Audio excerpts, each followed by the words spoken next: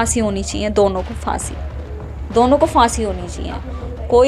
कोई उम्र कैद नहीं, कोई नहीं, फांसी होनी चाहिए, जिससे आने वाले बच्चों को भी पता चले कि क्या होता है, पेरेंट्स गलत का साथ नहीं देते। वो मेरी बेटी को मेरे से ज़्यादा प्यार करता था, उसकी गलतियां तक छुपाई है मेरे से, नहीं बताता था, खुद झेलता रहता था, इसलिए मैं इम्प्रेस था और बेटा मानने लगा। इस काम के बाद वो मेरे ज़िंदगी से ख़त्म हो चुकी है मेरी बेटी। फीलिंग भी नहीं है, पर उसके लिए है, दामाद के लिए है। मैं उसे इंसाफ दिलाना चाहता हूँ पूरा।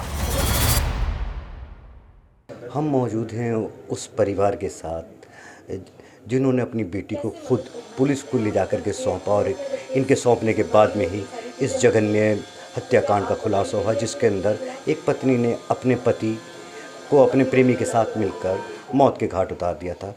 आखिर क्यों ये घटना हुई, कैसे हुई, हमारे साथ बात करने के लिए जो आरोपी मुस्कान है उसकी माँ मौजूद हैं, उनसे ही बात करते हैं। क्या नाम है आपका? कविता रस्तोगी। कविता जी, ये जो एक जघन्य हत्याकांड हुआ है, इसके बारे में आपको कैसे पता चला और आप कैसे थाने लेकर के पहुंची और अब आप क्या चाहती हैं?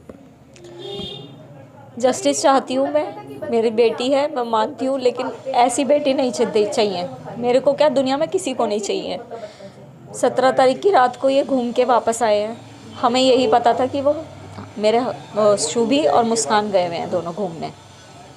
मुस्कान और उसके हस्बैंड दोनों घूमने गए हुए हैं। 17 तारीख को ये लौटे हैं रात को। केवल हमें ये उसने अपनी बेटी को मैसेज करा था कि मैं बेटा मम्मा रात तक आ जाएगी, इसलिए हमें पता था कि वो 17 तारीख की रात को आ रही है। हमसे कोई बात नहीं हुई उसकी। 18 तारीख की 12 बजे उसकी वीडियो कॉल आई मेरे पास कि मम्मी मैं आ गई हूँ। मैंने कहा ठीक है बेटा, मेरी पीहू से बात करवा दो, उसकी बेटी है पीहू मुस्कान की, उससे हमने बात करवाई। बात करते करते वो रोने लगी मुस्कान। मैंने कहा बेटा क्या हुआ, तुम वहाँ पे घूमने गए थे या लड़ने गए थे? मुझे यही लगा, शुरू से लड़ते हुए आ रहे हैं दोनों, श्रुभी सौरभ आपस में। होती हैं आर्ग्यूमेंट्स, ऐसा नहीं कोई भयंकर वाली लड़ाई होती है, आर्ग्यूमेंट्स होती हैं। मैंने कहा फिर तुम्हारी दोनों की कोई आपस में बहस हो गई है? कह रही हाँ मम्मी हुई है। मैंने कहा क्या बात है बताओ? कह रही मम्मी घर आके बताऊँगी। मैंने कहा ठीक है घर आ जा। जब हमारी 12 बजे बात हो गई, उसके बाद ये 4 बजे आई है शाम को हमारे पास। 4 बजे आते ही मेरे से हग करा उनने और खूब तेज रोने लगी। मैंने कहा क्या हुआ बेटा, तू क्यों अपने मम्मी पापा की हालत बिगाड़ रही है, क्या हुआ है बताओ? कह रही मम्मी सौरभ नहीं रहे। मैंने कहा तेरा दिमाग चल गया है, रात में सौरभ आए हैं और तू कह रही है अब रात में सौरभ नहीं रहे, दिन में आके। मैंने कहा तेरा दिमाग आउट हो गया, क्या हो गया? नहीं मम्मी सौरभ नहीं रहे, उनका मर्डर हो गया। मैंने कहा मर्डर हो गया? कह रही कैसे? कह रही कि मम्मी रात 4 तारीख को उसके घर वाले सौरभ के बहन और उसके जीजाजी और उसके बड़े भाई तीनों ने आके मेरे सामने उसे मार डाला। उसने हमें ये कहानी सुनाई आके मुस्कान ने। तो आपको कैसे पता चला कि मुस्कान ने ये हत्याकांड को क्यों अंजाम दिया है, क्यों हत्या करी, कैसे आपको पता चला? उसने हमें जब हमने सब उससे बात पूछी, उसके बाद उसने हमसे ये कहा कि साहिल ने कहा था इससे कि अब तुम्हारे हस्बैंड आ गए हैं, अब तुम नशे नहीं कर सकती मेरे साथ। हमें ये भी बात उसने कल बताई है कि मम्मी मुझे 2 साल से नशे की आदत हो गई है बहुत ज़्यादा, मैं सबके बिना रह सकती हूँ, मैं नशे के बिना नहीं रह सकती। आखिर वो कौन सा नशा था जिस नशे को वो कर रही थी, वो नशे की आदत उसको कैसे पड़ी? उस टाइम वो भी कल बहुत हालत ख़राब थी उसकी। उसने नाम वाम तो नहीं बताई, वो करी कि इंजेक्शन लेती थी, कुछ सिगरेट में पाउडर वाउडर लेती थी। हमें इस चीज़ की नॉलेज नहीं है, लेकिन कह रही थी मुझे साहिल ला के देता था और वो करवाता था वो सारे नशे। तो ये जो साहिल है कि नशे का कारोबार करता था, क्या करता था, मतलब किस तरीके से? कारोबार वगैरह देखिए हम उस लड़के की डिटेल कुछ नहीं जानते। आजकल के बच्चे आप भी जानते हैं, आपके भी होंगे, कि व्हाट्सएप पे लगे रहते हैं, मोबाइल सोशल मीडिया पे लगे रहते हैं। बच्चे किससे बात कर रहे हैं, क्या कर रहे हैं, वो पेरेंट्स को नहीं पता होता, और यंग बच्चों का तो बिल्कुल ही नहीं पता होता। वही उसकी स्थिति थी। लेकिन सौरभ को भी ये बात पता थी कि साहिल उसका फ्रेंड है, उसके वो टच में है, बात करते थे, और ये बात उसके फ्रेंड्स भी जानते थे। लंदन में बैठे हुए उन्होंने उस शुभी पे पूरे नज़र छोड़ रखी थी, मतलब सौरभ के जो सारे फ्रेंड्स थे उस पर नज़र रखते थे, इसलिए वो घर में से नहीं निकलती थी केवल पीहू को ट्यूशन छोड़ने के लिए या कभी मेडिकल स्टोर पे जाना है। जैसे आपको पता चला, उसने कबूल लिया कि उसने हत्या की है अपने पति की, तो आपने इस घटना को छुपाने की कोशिश करी या पुलिस के पास क्यों लेकर गए, क्या आपके दिल में था?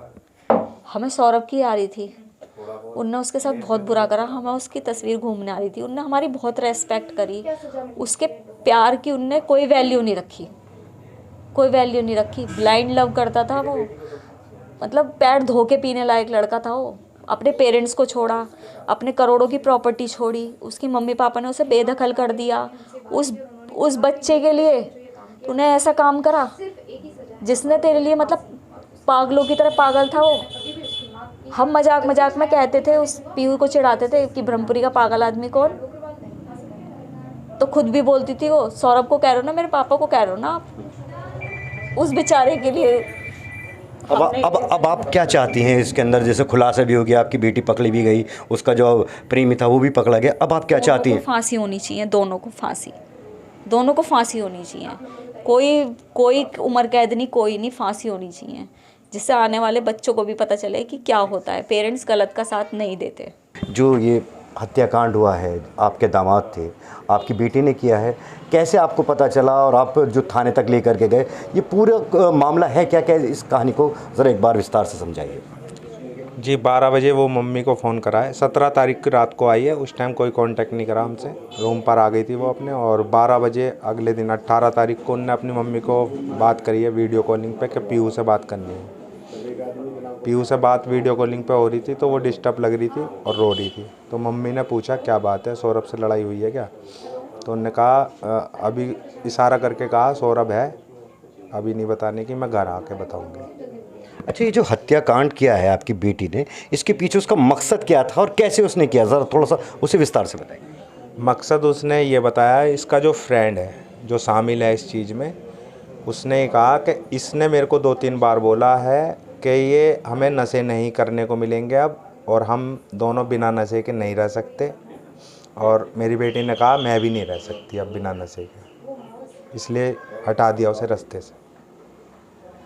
जब आपको पता चला, कैसे पता चला? और फिर आप जो पुलिस के, आप इसके जो अपराध को उसको छुपा भी सकते थे, लेकिन आप पुलिस के पास खुद लेकर के गए, क्या आपके दिल में थी और क्या सोच करके आप लेकर के गए? कहने को तो दामाद ही है जी, पर मैं उससे इम्प्रेस इस बात पे था कि जितना प्यार मैंने अपनी बेटी से करा है किसी से नहीं करा। और उसने मेरे को भी फेल कर दिया। वो मेरी बेटी को मेरे से ज़्यादा प्यार करता था, उसकी गलतियां तक छुपाई है मेरे से, उसे नहीं बताता था, खुद झेलता रहता था। इसलिए मैं इम्प्रेस था और बेटा मानने लगा था। इस काम के बाद वो मेरे ज़िंदगी से ख़त्म हो चुकी है मेरी बेटी। फीलिंग भी नहीं है, पर उसके लिए है, दामाद के लिए है। मैं उसे इंसाफ दिलाना चाहता हूँ पूरा। जो आपसे बात कर रहा हूँ इसी मकसद से कर रहा हूँ कि मेरे दामाद को इंसाफ मिल जाए। अब आप क्या चाहते हैं? जो मतलब पता चल गया है कि आपकी बेटी है और उसका जो दोस्त है साहिल, वो दोनों हत्यार हैं जिन्होंने आपके दामाद की हत्या की है। अब इस पूरे हत्याकांड में आप क्या चाहते हैं? क्या होना चाहिए? मेरी बेटी को फांसी मिलनी चाहिए जी। वो जीने का हक खो चुकी है, इस समाज में रहने लायक नहीं है। एक इनकी, आपकी जो एक नवासी भी नाती भी है जो 5 साल की है, अब उस नाती को किस तरीके से पालेंगे और वो किसके पास रहेगी, उसका क्या होगा? वो मेरे पास रहेगी जी, और सब कुछ मैं करूँगा। एक बाप की तरह तो नहीं कर पाऊँगा, पर हाँ मैं उसका नाना हूँ। और इस मोहल्ले में 1.5 साल से हूँ, 1.5 साल पहले ये मकान लिया था। इस मोहल्ले में सब ये जानते हैं कि ये सबसे छोटी बेटी है मेरी, ये नहीं जानते कि मैं उसका नाना हूँ। ये देखिए, हमारे साथ जो बात कर रहे थे, जो आरोपी मुस्कान है, उसके माँ और बाप दोनों ने बात की और दोनों ने एक ही मांग रखी है कि उनकी बेटी को फांसी की सज़ा होनी चाहिए और जो उसका प्रेमी उसको भी मौत की सज़ा मिलनी चाहिए। मेरठ से Naeem Saifi, times now, town Bharat.